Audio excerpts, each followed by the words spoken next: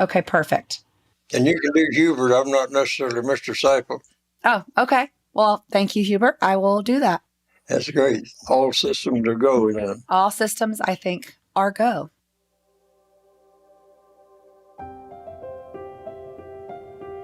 Welcome to the Wisdom of Age podcast, where we journey with our elders back in time, learning about life as they lived it and the lessons they learned along the way. I'm Stacey Rain. Hubert Seipel graduated from high school in 1944. Within 2 weeks, all of his male classmates had left Maryville, Missouri, and headed off to war. He said he was practically the only one left, still just 17 years old. He wouldn't be 18 until the following November, so he talked his mom into letting him enlist. She said she knew I was going to get drafted. My older brother was already in the Navy, and she knew as soon as I got 18, it was obvious that they were driving. The draft just needed everybody they could get. So in that way, she kind of conceded, and I just said I'd rather be sleeping in the Navy on a ship, maybe, or something, than I would be digging in a foxhole, and I think that's what kind of convinced her there. So rather than get drafted and possibly be in the Army or something else, I talked my mother into letting me enlist. I was only 17, so she had to go down and sign for me. When Hubert was just a little boy, he'd seen a Life magazine article about life in the Navy. He said it had sparked an interest in that kid from the Midwest, and it stuck with him all those years. He called it early recruiting, because when the time came, it was the Navy he joined. That's really the way I got into the service, was the fact that wartime it was either going to be drafted or when I hit 18, so I just enlisted a little bit early to be in the Navy. I enjoyed being in the Navy. I really did. When you were signing the papers, do you remember what was going through your mind that day? No, not really. I knew I was making a commitment, but I think at that time, maybe the feeling was different. I remember sitting on the front porch December 7th, 1941, when Mother called out from the house. We had no radio. Of course, there was no TV in those days. And said they just announced that the Japanese had bombed Pearl Harbor. And being a kid, I thought, well, I'm going to be over before I get old enough to be there. But it lasted long enough. So in those days, I think everybody kind of thought about serving your country. Now I'm not too sure that that feeling's still there. The desire just isn't there to serve. Why do you think that is? I don't know. It's the whole change in the fabric of the country, I believe. We just don't have the same values, the same safety. It's like the Kansas City thing. Who would have thought that 20 years ago, something like that would happen? Kids with guns and start running a perfectly great day. It's just the moral fiber of the country's kind of went way down. I wanted to talk about Hubert's thoughts on the moral fiber of our country, as he put it. But first, I wanted to know more about his mom.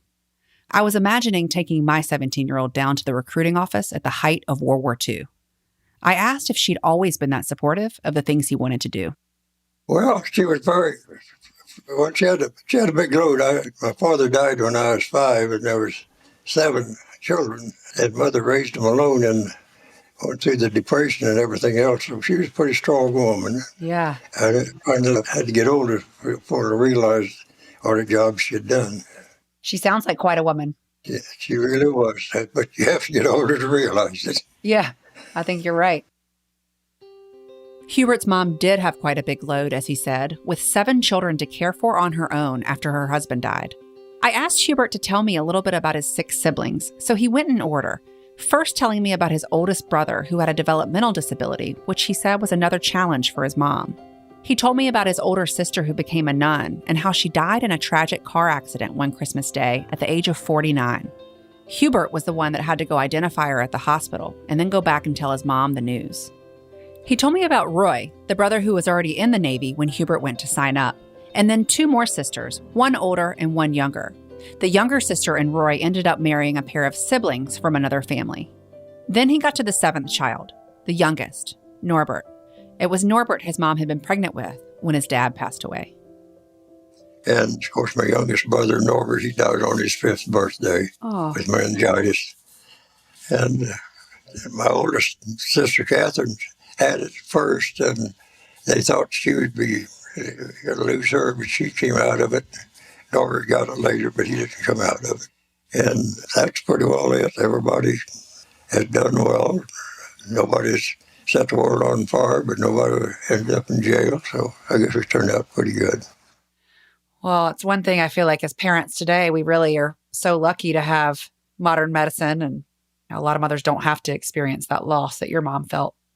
It's one good progression, I think, with medicine is we can cure a lot of the things now that we couldn't then, right? That's right. I think my father would probably still be alive, but he got kicked by a mule and got gangrene and they couldn't handle it. And that's what he died from. And it seems Oh, wow. simple almost. Shouldn't have happened, but it did. I imagine the sheer terror his mom might have felt at being left alone with 6 children to clothe, feed, and shelter, and one on the way. Hubert was born in 1926, and by this time he's only 5 years old. It's 1931, and the Great Depression is raging. I said to him that a lot of us today probably don't have a solid understanding of what the Great Depression was really like. No, I don't really believe that the generation today has really a concept of how really the Great Depression was. I mean, it was after the crash of Wall Street, and then, of course, in the Midwest, we also hit the drought for about 5 years of continuous drought. One year, then we had grasshoppers ate up what was left. The next year was chinch bugs, and we didn't have the chemicals and stuff that they have today, so it was a very tough time. Hardly everything kind of started to gel out in the mid-30s and started to get a little better weather and things turned around a little bit. And then pretty soon in 39, the edge of the war got started. And actually, I guess, wartime factory and everything picked things up and made the real complete turnaround from the Depression. Do you ever remember your mom talking about the Depression as you were a kid? No, we just realized we was in it. And of course, my father passed away before we moved to town, and I think had been a very successful farmer, but when he died, of course, everything had to be sold. He had the first threshing machine in the county, and everything just went berserk, of course, after he passed away, and we moved to town, so it was a whole different life after that. But we just did what we could, and Mother worked 2 or 3 jobs, just everything keeps the family together. I didn't really realize at that time what a job she did do till I got older. She had 7 kids. She was working 2 or 3 jobs. Yes, Well, again, it was a product of the Depression. Roosevelt had started the so-called WPA for men, and they had the women who were working in sewing rooms. She worked at the sewing room and made clothes that they in turn gave away to people who didn't have any clothes to start with, I guess. And then she also baked bread for the neighbors. Then at nights we used to go up and clean up a beauty parlor. Every night I'd go up sometimes and help her when I was to go along. Mm-hmm. Well, kids might have worked, but everything went in the family pot.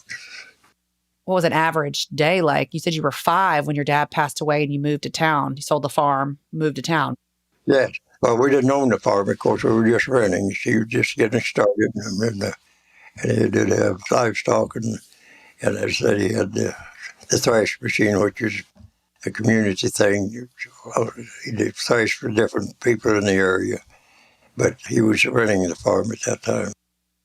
I'm going to interject here because I had no idea what a threshing machine was. So in case you don't either, it's a type of farming equipment used in those days that separates the grain from the stalk and the husk. Today, combine harvesters do that farming job, along with many others. I asked Hubert what it was like for him to move from the farm into the city at such a young age.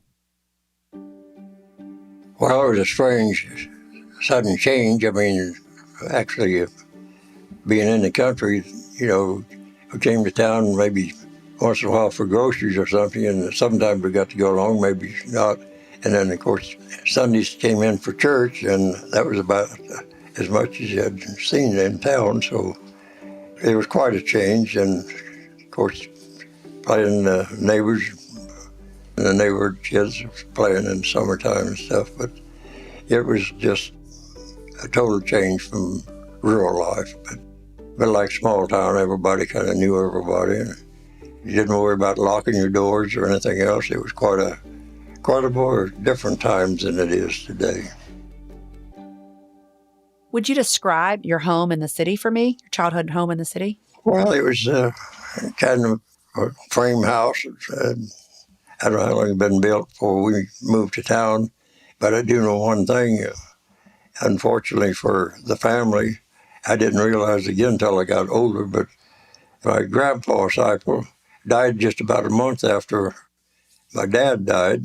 Wow. And I know later on one time, Mother called us together and she said, "Now, I know this money was really yours because it's from your grandpa's estate, but I think we got 900 and some dollars.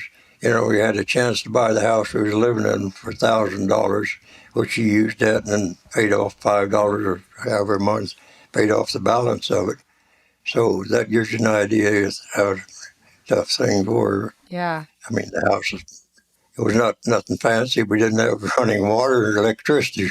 It was several years before we got electricity and a little farther along before we got running water. So we had the moon in the door outhouse there for years. It was pretty primitive, but we got by. What was it like when you first got electricity? What was that day like? Yeah, oh, that was really something. Go and flip a switch and have light. Yeah, that was something. And I remember as a kid, I don't remember a whole lot about my father, but they had the what they call Coleman gas lamps in those days, and they burned gasoline they pumped up under pressure, and they would spray out the flame to give up really bright light. But Mother would never light them, and so Dad would be working till late, and so the first we'd have just the old coal oil lamps, which didn't put out very much light. And it was just amazing when he would come in and they'd light that light, and then we had a real good light. And I remember after he died, we never lit that light again. It was just, she just wouldn't light it, didn't trust it, I guess. But yeah. So, like I said, the little coal oil lamps, and if you've been familiar with, they don't really put out a whole lot of light, studying books and doing homework and stuff. The electricity was quite a change. I bet it was. And then running water after that. And then even at that, there was even more so, yeah. Wow. What was it like when you got running water? You got to just turn on the tap. Well, it probably because we had, of course, good well and we pumped water and kept the water bucket and drink water in a little fountain inside the house. And, of course, Saturday night was the bathtub on the back room there, and you take the Saturday night bath. Sometimes you got pretty warm water. If you didn't have it, was a little cool, but it was great. But I think probably still electricity was more of a change than the water. That must have been something else. So what are some of the things that you all would do in the evenings? Well, we had card games. I remember Mother would play cards with us. She had time. Otherwise, we played amongst ourselves. We played flinch, was an old game. It's kind of a numbers game. You also kind of learn to count, I guess, and play. And I think we had another one was touring cards that had different pictures of different places. And then, of course, as we got older, we played pitch. There was several variations of pitch, which is still around today. I think I go down to the senior citizens. Yeah. I don't play, but there's a group down there that plays pitch pretty regular every day. And then we had checkers, of course, played checkers. If you did get mad at each other, you playing checkers. And then Chinese checkers came along, and that was a lot of fun. It was more simple. You didn't have the thoughts with the checkers like we did, I guess. But just different games like that. And, of course, outside, the girls played hopscotch, the boys played chess. We had a baseball diamond, played ball, and the neighborhood kids together. And so it was all just playing pretty much different games. There wasn't no going to movies, stuff like that, so we pretty much entertained ourselves. Sounds like you have plenty of ways to pass the time and have fun. True. When I asked Hubert to tell me more about his childhood, he talked a lot about the different types of work they did and the jobs they had, and I thought that was incredibly telling of the times in which he grew up. Everybody worked hard, he said. You didn't have a lot, but you took care of yourselves. The kids often took care of each other, he told me, with the oldest sister, the one who eventually became the nun, doing the bulk of the caretaking. He said some of the kids had garden work, usually pulling up the weeds and raising vegetables for his mother to can for the winter. Then he talked about some of the jobs he did outside of the home. Well, as I was growing up, of course, I worked about anything you could get to do in those days, right in the heart of the Depression, and money was scarce, and everybody was broke, so we was all in the same boat. But we tried to mow lawns, clean out ashes, everything. Sometimes you make it a quarter, or once in a while I have a 57-day job. In case you're wondering, when he says he cleaned out ashes, he's referring to some of the work he'd do for the couple of old maids, as he called them, that lived nearby. In the houses back then, there was a little chute from the fireplace down to the basement where the ashes would collect. On Saturdays, he said, it was his job to go down and bring them out of the basement and clean up. Sometimes they have a few more chores for him as well. As I got older, then I started working for Uncle out at the farm, and except during his winter, of course, I lived in town and went to school, but when school was out, I spent quite a bit of my time he was my godfather also, and so I spent most of the summer working out at his farm. And then as I got up through high school, of course, I had a couple of jobs. I think my first job was at the an ice cream parlor, which they don't have those anymore, but I think I made $8 a week, and Social Security come in at that time, and I had to get a Social Security number. And I think the first week I got the 8 cents taken out of my check for the first thing for Social Security. So that's quite a change from today, isn't it? Yeah, it is. My first job was at an ice cream shop. I think it's a great first job. Well, it was. It didn't pay very much, but we could eat all the ice cream they wanted. Exactly. My question for you is, though, do you still like ice cream? Oh, yes, I do. Yeah, I still love it. It was a local creamery in Iowa, actually, and they had the shop in Maryville. And they had the best ice cream I think I've ever tasted. Baskin and Robbins all included. That sounds delicious. Hubert mentions working at his uncle's farm each summer, so I asked him about that experience. He said he started going there from the time he was 11 or 12 years old. They didn't have any children, and he said they probably thought it would help his mother some and give her one less person to worry about. It sounded like he had the same routine day after day. He'd go out in the morning, milk the cows, feed the pigs, bring the horses into harness to go out into the fields because everything was done with horses back then. And then in the evenings, bring the cows back in and put the horses out. It was intensive hand labor, he recalled. There was no electricity at the farm, no inside plumbing. I commented that he was now going back and forth between having electricity in the city to having none on the farm. And he said, well, it was just the way of life back then. You didn't think about it much, except to think how lucky you were that you had it in town. Another job Hubert had as a teenager was a delivery boy for the Maryville Forum newspaper. It was pretty competitive to get a job delivering papers back then, so he started as a substitute during his sophomore year of high school. He told me he went out with another boy, learned his route, and then on the nights that boy couldn't deliver, Hubert would take over. I didn't get her out till I was in my senior year in high school. I worked substitute during my sophomore and junior year. And it took you a while to get a route because they were so popular? Yes. Well, it was just everybody wanting a job, and that just wasn't enough part-time job. We didn't have McDonald's, all the other things you got today, which came on great, and now they're having trouble getting work because people don't want to do that, I guess, anymore. So did you walk to deliver the paper? Oh, yes. Well, you could ride your bicycle, but it's actually, you need to do a better job. You had to, in those days, you had to get up on the porches, or they was griping at the circulation man about the kid didn't get a paper up on the porch for him and it got wet or something. So it was easier to walk and get it done. You might ride your bike out to where your route started and then walk, or ride it part ways and then do some of both. But basically it was walking. Unfortunately, my route was just as far on the other edge of town as where I lived from. Yeah, we got good exercise, I guess. Yeah, that's true. So you delivered the paper that announced that Pearl Harbor was bombed, right? Yes. Even the only time I think the local paper ran a special edition. They put out one that Sunday afternoon. We had to deliver paper that Sunday afternoon. What was it like to be the person delivering that information? I mean, that was shocking. Well, actually, I guess it didn't dawn on us quite the magnitude of it, I don't think, what it really entailed. Mm-hmm. And we didn't have any of the coverage, of course, today. You knew it bombed, you had not a lot of information as how much damage was done. I didn't realize how much loss there was loss of lives and loss of ships. 2.5 years later, he went down with his mom to the recruiting office and joined the Navy. I think it was a matter of about 3 weeks. You went home until they called you up for duty, and I got notice to report to Kansas City such and such a time, and from there they put us on the train to Great Lakes Naval Boot Camp, we called it. And so when you got the notice and you leave to go, how were you feeling in that moment? I guess kind of excited, but I was looking forward to going. I mean, I knew it was coming up, and it was just a change of life, but it was not the end of the world.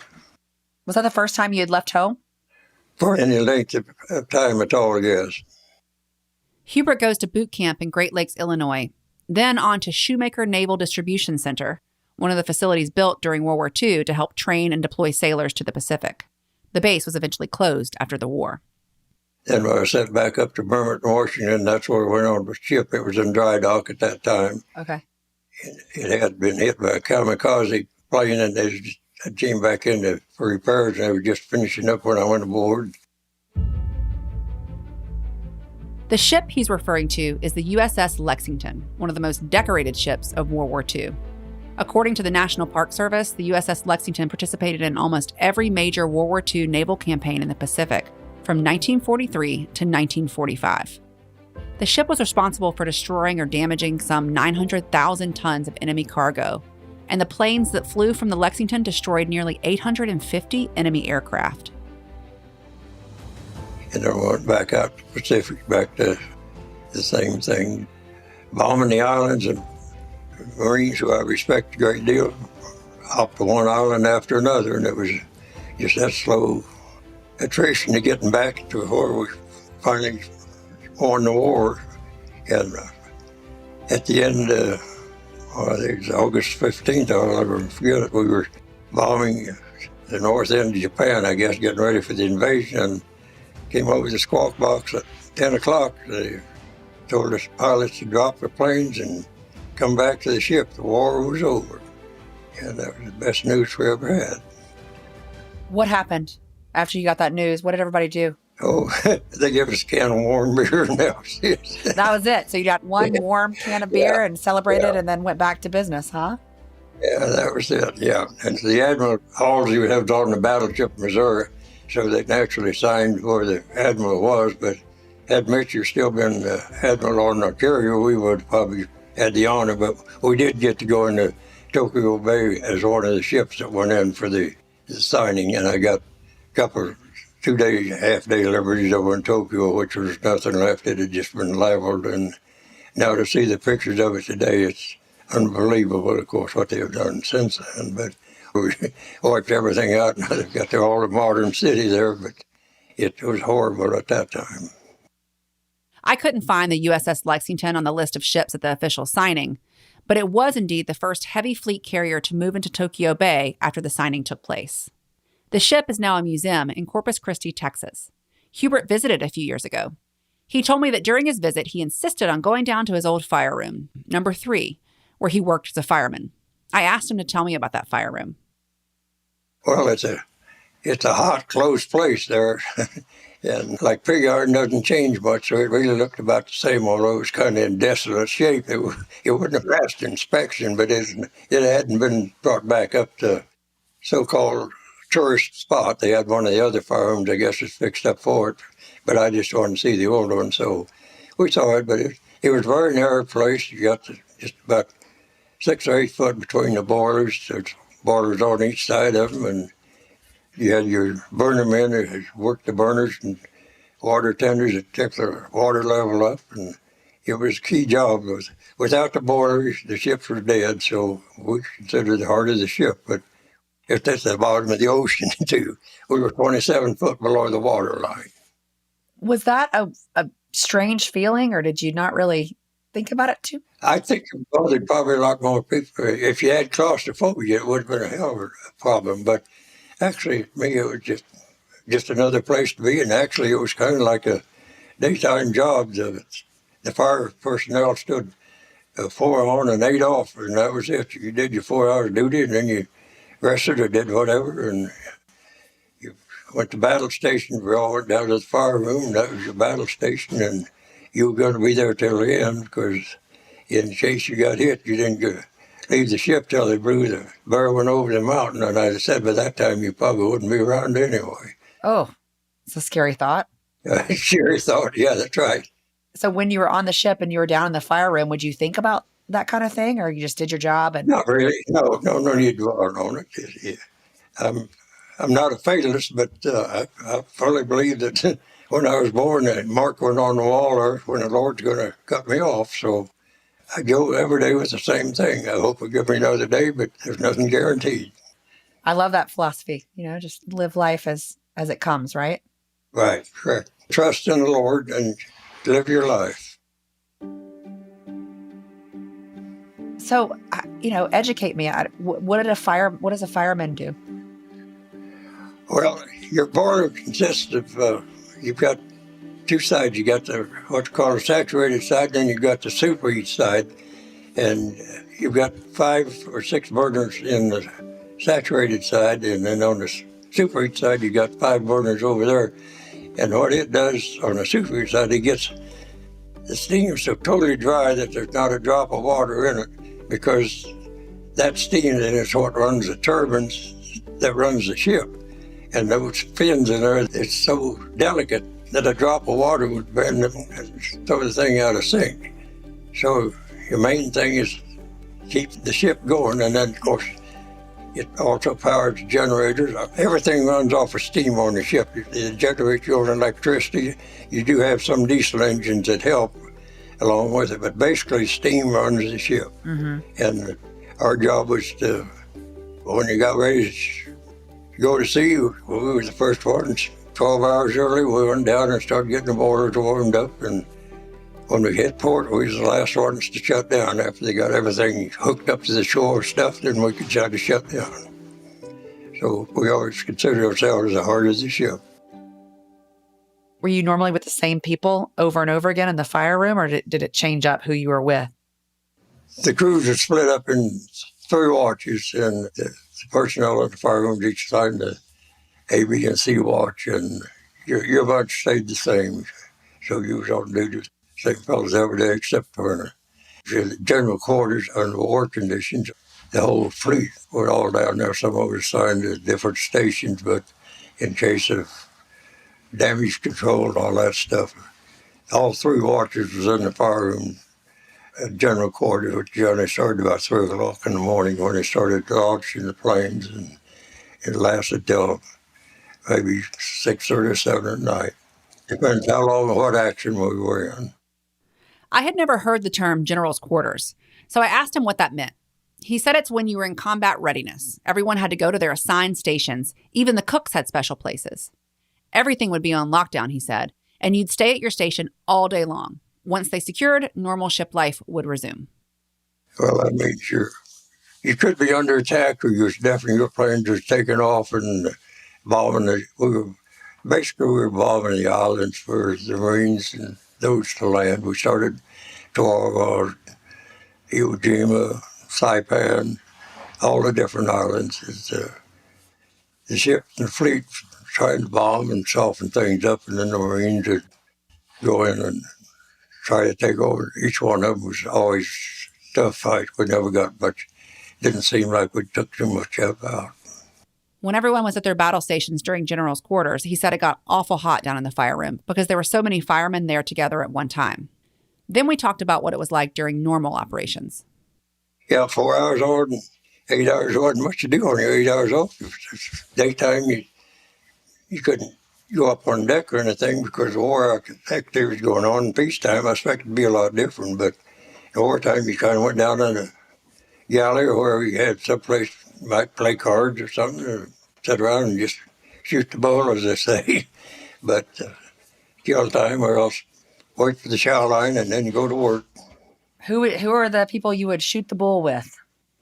Well, just a different. I had 2 or 3 good buddies. One was Rice and one was Evan. I've lost track of them since then. I'm not sure if they're still around. Yeah. I went down when they had the 80th anniversary of the ships being christened, and we went down for the party that they had on the shipboard. And I was the only World War II veteran that was there, so there's not too many of us kicking around. Yeah. That'd been on the ship, that served on the Lexington. There's getting few of the World War II veterans around also, that's a fact. I hope you enjoyed the first part of this conversation with Mr. Hubert Seipel, and a special thanks to him for his willingness to be the very first guest on this new show. I'd also like to thank his granddaughter and my dear friend Melissa Seipel for her support of the long-held idea for this show and for helping Mr. Seipel with his end of the remote interview. Be sure to listen to episode 2 to hear the second part of Mr. Seipel's interview, where he shares more about his time in the war, his advice for a happy marriage, and what he thinks are the keys to a happy life. If you have a guest suggestion or just want to share your thoughts, head over to wisdomofagepodcast.com. If you enjoyed this episode and want to support the podcast, you can follow the show in your favorite podcast app, leave a rating and review, and share it with a friend. Wisdom of Age is a Rain Media production, produced by me, Stacey Rain, with editing and sound design by Sandra Levy-Smith. To discuss how we can help you bring important stories to life through sound, visit rainmediaco.com to get in touch. Thanks for listening.